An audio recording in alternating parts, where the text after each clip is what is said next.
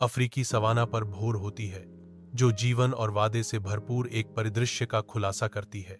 Australopithecus छोटे और फुर्तीले, दो पैरों पर आगे बढ़ते हैं।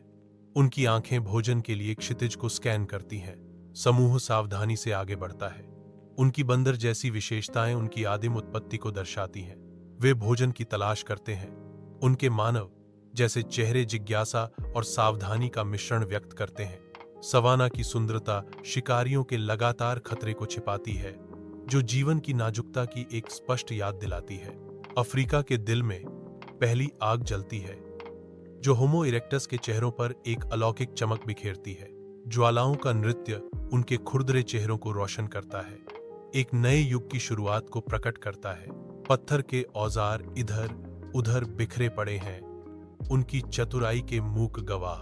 आग के चारों ओर वे इकट्ठा होते हैं, मांस पकाते हैं और बढ़ते ठंड से बचाव करते हैं। यह सिर्फ जीवित रहना नहीं है, यह सभ्यता की उत्पत्ति है।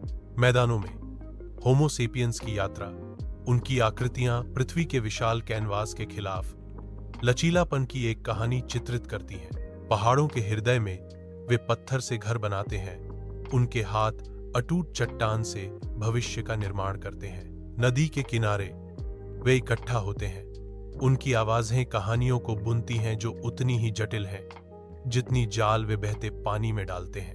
वन के आवरण के नीचे वे नाचते हैं, उनके आंदोलनों जीवन की लय को प्रतिध्वनित करते हैं। उनकी आत्माएं प्राचीन पेड़ों के साथ उड़ती हैं। आग के चारों ओर वे बनाते हैं, उनके हाथ कला को जन्म देते हैं जो उनके अस्तित्व के सार को पकड़ती है। उनकी आत्माएं टिमटिमाती ज्वालाओं में प्रतिबिंबित होती हैं। दुनिया के हर कोने में वे फलते फूलते हैं। उनकी विविधता मानव आत्मा की असीम क्षमता का प्रमाण है।